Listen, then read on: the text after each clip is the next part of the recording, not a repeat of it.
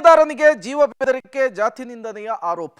RR ನಗರದ BJP ಶಾಸಕ ಮುನಿರತ್ನ ಅವರ ಬಂಧನದ ವಿಚಾರಕ್ಕೆ ಸಂಬಂಧಪಟ್ಟಂತೆ ಗುತ್ತಿಗೆದಾರನಿಗೆ ಜೀವ ಬೆದರಿಕೆ ಮತ್ತು ಜಾತಿ ನಿಂದನೆಯ ಆರೋಪದ ಅಡಿಯಲ್ಲಿ ಆರ್ಆರ್ ನಗರದ ಬಿಜೆಪಿ ಶಾಸಕ ಮುನಿರತ್ನ ಅವರ ಬಂಧನ ಆಗಿದೆ.